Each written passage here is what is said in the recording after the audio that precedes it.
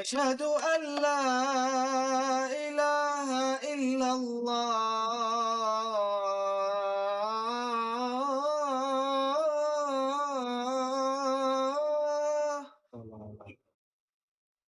أشهد أن لا إله إلا الله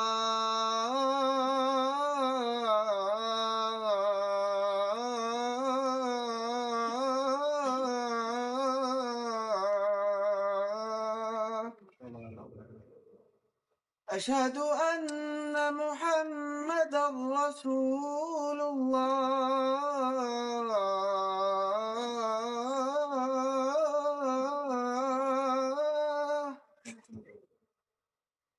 أشهد أن محمدا رسول الله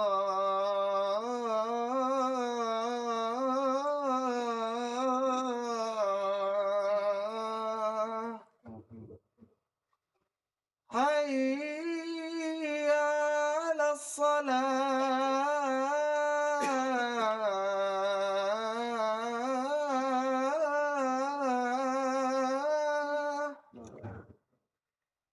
حي على الصلاة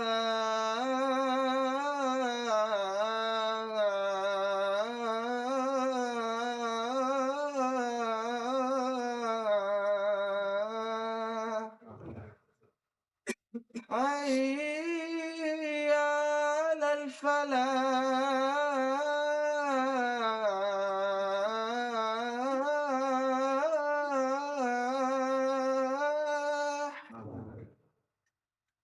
حي على الفلاح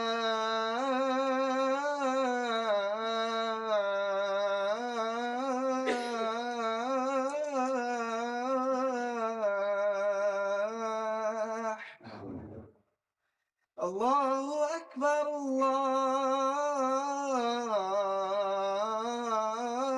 الله أكبر لا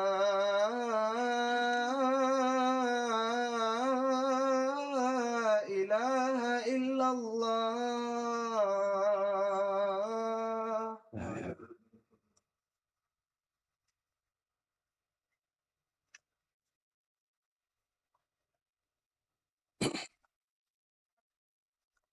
إن الحمد لله نحمده ونستعينه ونستغفره ونعوذ بالله من شرور أنفسنا ومن سيئات أعمالنا من يهده الله فلا مضل له ومن يضلل فلا هادي له وأشهد أن لا إله إلا الله وحده لا شريك له وأشهد أن محمدا عبده ورسوله يا أيها الذين آمنوا اتقوا الله حق تقاته ولا تموتن إلا وأنتم مسلمون أوصيكم ونفسي بتقوى الله فإن الله عز وجل مع المتقين وبعد.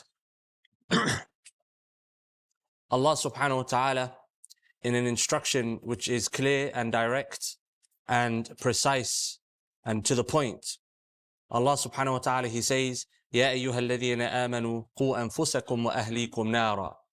Allah subhanahu wa ta'ala, He instructs the believers. He says, oh, you who believe, protect yourselves and your families from the hellfire. أَنفُسَكُمْ وَأَهْلِيكُمْ, yourselves and your families. And if every single Muslim were to follow this particular verse and this verse alone, our society would be upright, and most of the issues that we are suffering with as a collective today would not be present and prevalent amongst us. The Prophet ﷺ, he said, كَفَى لِلْمَرْءِ إِثْمًا أَن يُضَيَّعَ مَن يَقُوتُ أَوْ مَن يَعُولُ. He said, ﷺ, it is enough of a sin, i.e. for a person to be punished on the Day of Judgment, that he is negligent with those whom he is responsible for. And it can be interpreted as financially, or it can be interpreted as those whom he leads, responsibility to care for, and so on and so forth. And the hadith which has been mentioned various times over and over again from this minbar, كلكم راع ومسؤول عن رعيتي, أو كما قال عليه الصلاة والسلام, he said, all of you are shepherds and you are going to be questioned on the Day of Judgment about your flock. Unfortunately, for many of us, Islam has become a set of rituals. A set of rituals which, if I am fulfilling, I consider myself to be a good Muslim. And we separate the ritual aspect of Islam from the responsibility that Allah subhanahu wa ta'ala has placed upon us as humans, firstly and foremostly, Muslims secondly, and then men thirdly, when addressing the men, and of course responsibility upon the shoulders of the women. Allah subhanahu wa ta'ala, He says in the Quran, an ayah which has been discussed from this minbar before, and an ayah which many will hear over and over again. وَإِذْ قَالَ رَبُّكُمْ لِلْمَلَائِكَةِ إِنِّي جَاعِلٌ فِي الْأَرْضِ خَلِيفَةً. Allah subhanahu wa ta'ala, He said to the angels, I am going to place on the earth a Khalifa.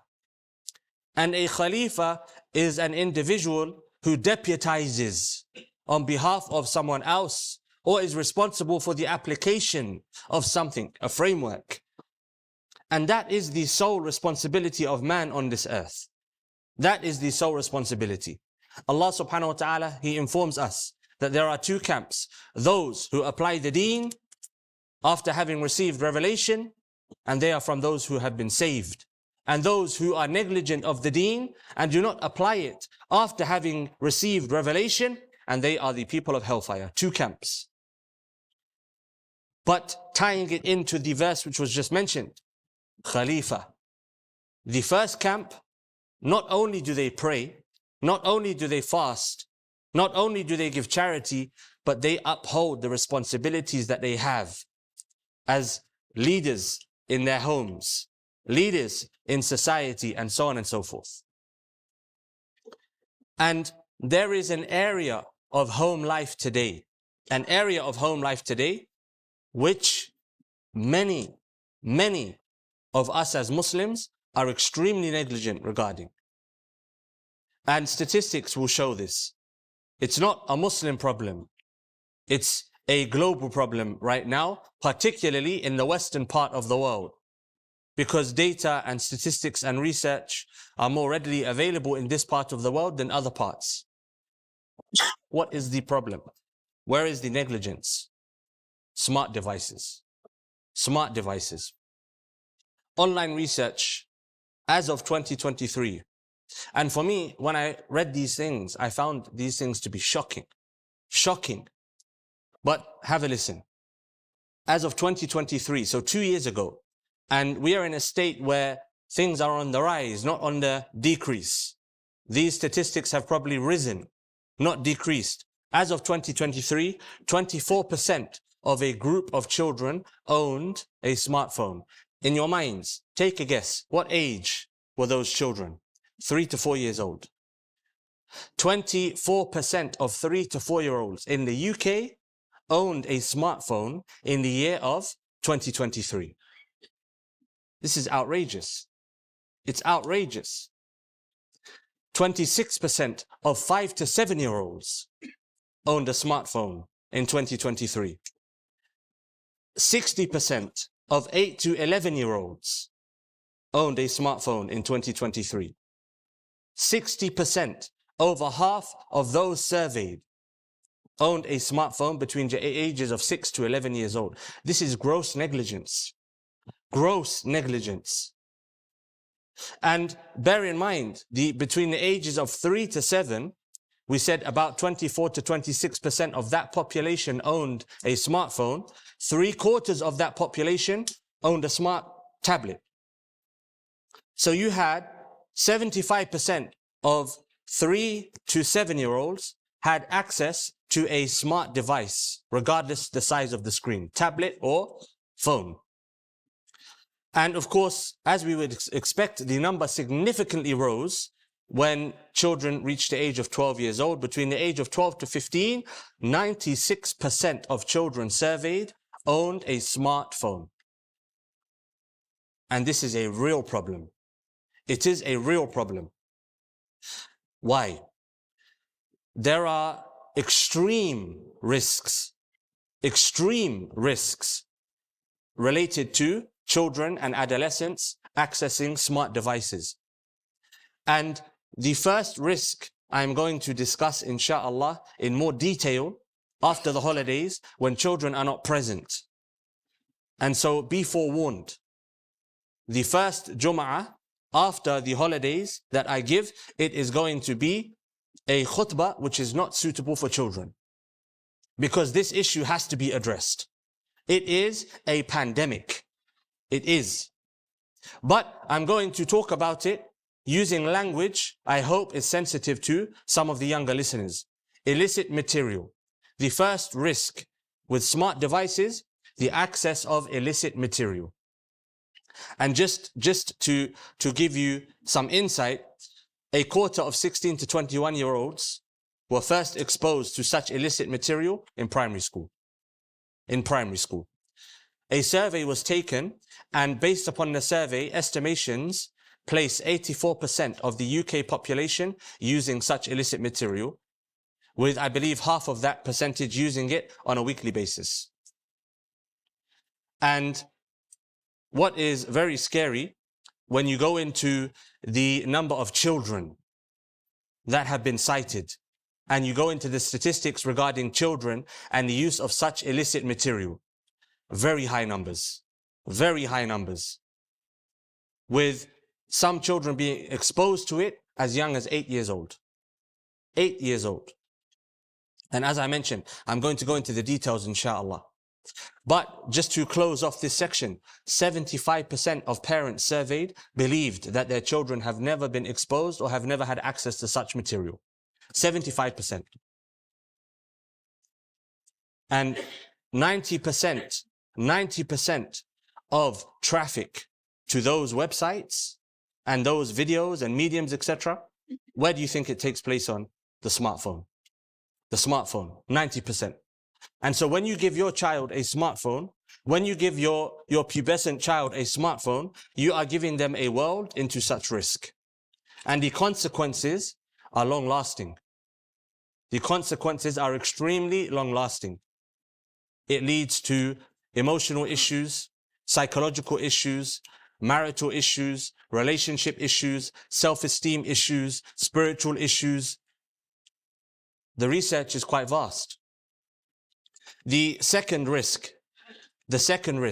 when you give your child a smartphone or a tablet and they have unadulterated access to mediums of online communication and so on and so forth, even gaming. This category here, add gaming to this issue, there is a risk of children being groomed into criminal gangs. Being groomed into criminal gangs. And being blackmailed into criminal gangs. And in fact, today it's considered child exploitation because of what some gangs are doing, targeting young children, young people, etc. And this is not a risk which is far away from any child. It's there. Snapchat, TikTok, Instagram, various forums being used to groom children and young adolescent children into gangs, blackmailing them. And this is an issue which is real. When you give your child a smartphone, that's the risk you're exposing your child to. Just some basic statistics. On average, more than 40 children a day are being referred to social services in England due to fears that they are being exploited by gangs. The Department of Education, they have data that shows that there was, in April in 2023, there was an increase of potential victims by 42%. So add 2 years onto that, what does that look like? The next risk, mental health. The mental health risks associated with smartphone use are well documented amongst adults, amongst teenagers, amongst children. But the problem is the smartphone is not treated like a risk. It's treated like a gift. It's treated like something that is, valued and precious. And you see parents gifting their children with good phones and wives and husbands gifting each other with these devices. These devices are extremely risky, extremely dangerous. The studies online, they show and this is in a survey of nearly 2 million people in 163 countries, that smartphone use before the age of 13 can damage, long-term damage, a person's mental health. So 163 countries, 2 million people were surveyed, and it was a self-answer survey. And these statistics show, based upon that survey, that there is an increased risk of mental health damage to people that are using smartphones before the age of 13 years old. What are some of the mental health issues and risks that come from smartphone use? Thoughts of transitioning from this life. Again, to use terms that are perhaps more sensitive to some of the listeners with us. Thoughts of transitioning away from this life. There is data to show that there is worse emotional regulation amongst those that were using smartphones before the age of 14 and after the age of 14. Lower self-worth, lower self-esteem, higher risks of depression, qualities, or I should say characteristics, which are similar to the characteristics found in those who have been clinically diagnosed with ADHD. A lack of ability to focus long-term, short-term retention span, loss of purpose, constantly comparing oneself to others, anxiety, one that I have seen firsthand in multiple individuals, OCD, obsessive compulsive disorders coming from smartphones.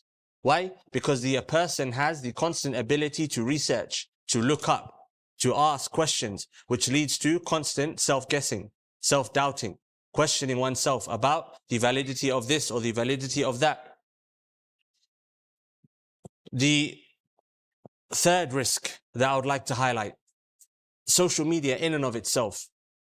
And social media in and of itself is a topic which requires a lot of discussion, because social media harms the adult person, let alone the child. Social media is responsible for the breakdown of countless marriages within the Muslim community. Social media has led to divorce. Social media has led to adultery. Social media has led to fornication. Social media has led to drug consumption. Social media itself is a calamity. And we are giving devices to our children and allowing them to access social media platforms unregulated, unadulterated, and sometimes we're even encouraging them to use these platforms.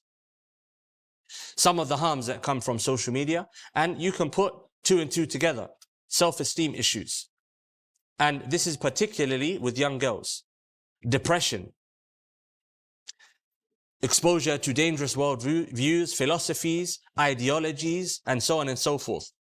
And you only have to look at some of the views held by either young men or young women to see that this is a reality. Those who fall into the nonsense of the manosphere, those who fall into the nonsense of feminism, on both sides. There are individuals who start to question their faith because of what they're reading. Constantly comparing oneself to others, we've already discussed. The fourth risk, and this is generally the case with a smartphone, generally the case, that they encourage addictive behavior. They encourage addictive behavior. You will find that the average young person who has a smartphone is generally addicted to the use of the smartphone. And a lot of research has gone in to addictifying these devices, making these devices addictive, whether through the apps, whether through the layout of the phone, the designs. Gaming on mobile phone devices, highly addictive. Social media, highly addictive. Gambling, highly addictive. And the illicit material that we mentioned in the beginning, highly addictive. Why? Ease of access, convenience. The fifth risk, a breakdown in social skills. A breakdown in social skills, where you find those who have grown up with these devices, they tend to lack in socialization skills. they tend to lack in confidence. They tend to lack in an ability to understand social cues. Research suggests that there is a lack of ability, a lack of capacity to empathize, a lack of emotional regulation. And again, we are just giving these devices to our children. We're not thinking about the long-term impacts on our individual children and on the society as a collective. And so, as the holidays are coming up, it is a time to consider young people, to consider the impact that we are having on young people, and to consider the mediums of impact that we have surrounded our young people with. Malcolm X, rahimahullah ta'ala, he said to those that allow their child to watch the TV, he said, would you have the devil raise your child? And he equated the TV to being the devil. The smart device makes the TV look like a saint. If the TV was considered a devil in the time of Malcolm X, today, compared to these smart devices, the TV looks like a saint, especially a TV that has 3 or 4 channels. Parenting is not just about filling the stomachs of our children and clothing their backs. Parenting is about nurturing. Parenting is about teaching.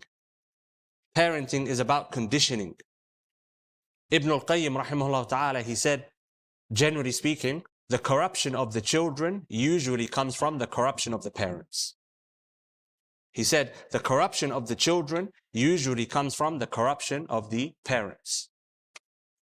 And we often emphasize within the Muslim community, sometimes we overemphasize the station of the parents in relation to the children, i.e. the children having to respect the parents, the children having to care for the parents, the children having to obey the parents.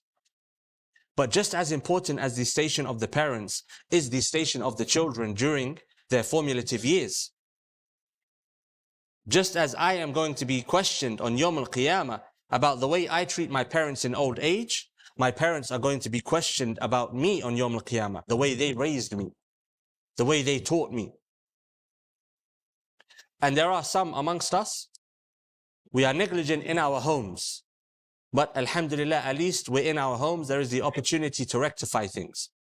There are others amongst us that are negligent and they're not in their homes. They've abandoned their homes. Globetrotters that have no concern for their families. And this is an even bigger calamity. أقول قولي هذا واستغفر الله لي ولكم ولسائر المسلمين فاستغفروه إنه هو الغفور الرحيم.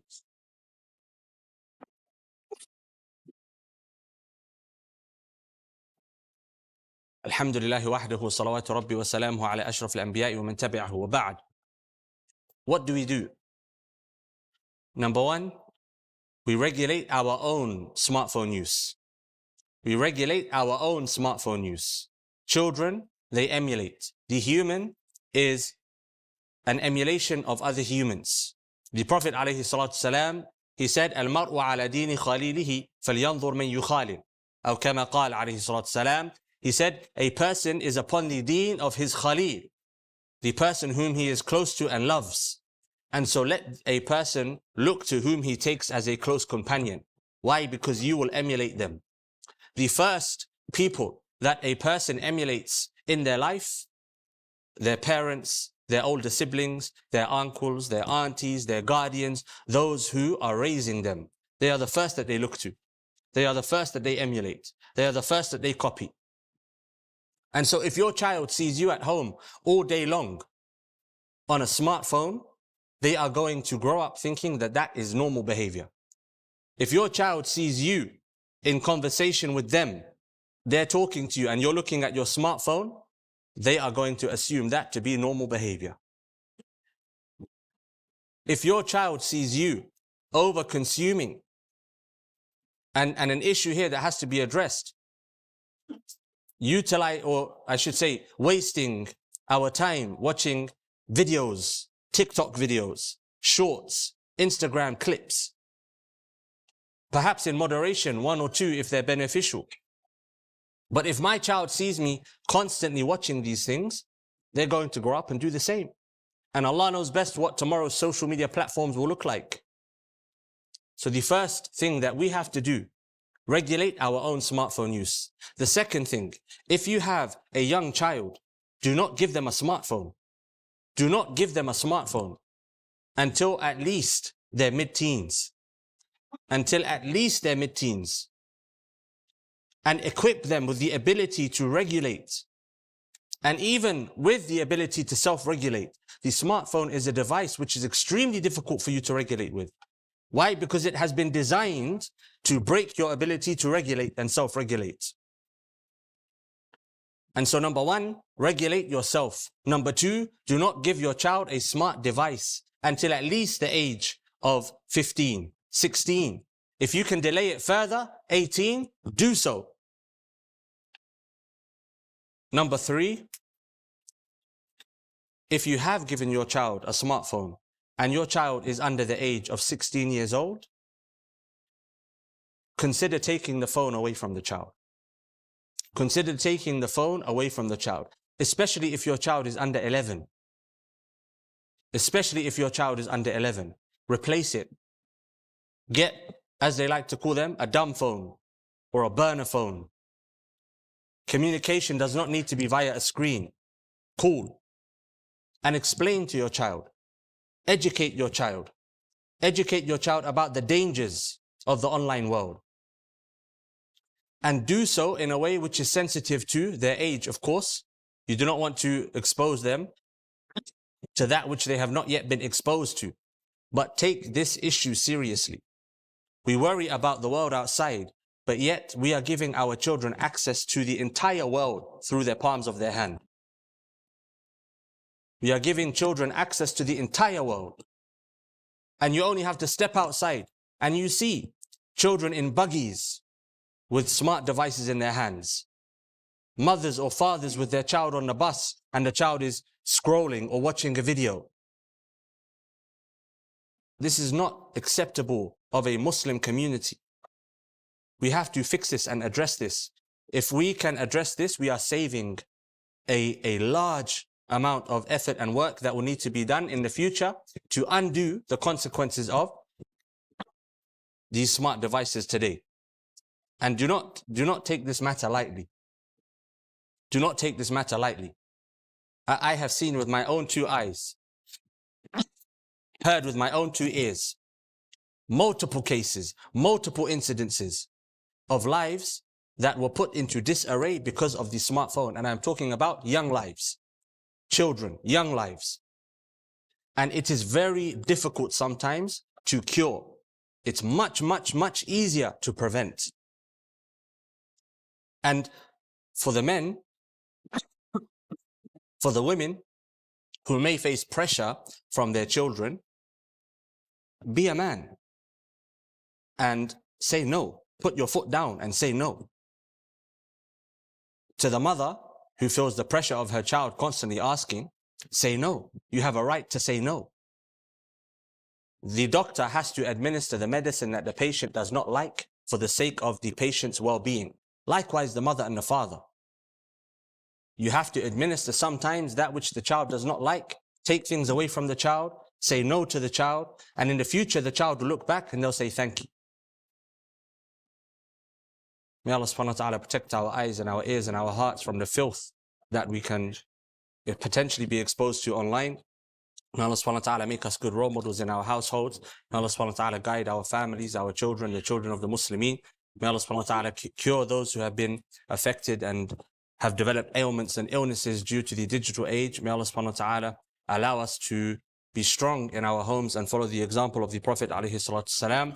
اللهم صل على محمد وعلى آل محمد كما صليت على إبراهيم وعلى آل إبراهيم إنك حميد مجيد وارض اللهم عن أبي بكر وعن عمر وعن عثمان وعن علي وعن سائر الصحابة أجمعين اللهم تب علينا واعف عنا إنك أنت العفو الكريم اللهم اغفر لنا يا غفار اللهم يا تواب تب علينا اللهم احفظنا والمسلمين من فتن الزمان يا رب العالمين اللهم احفظنا من الفتن ما ظهر منها وما بطن اللهم انصر إخواننا في أنحاء العالم يا رب العالمين واجعلنا من الناصرين للدين الرافعين لرايتك وأقم الصلاة.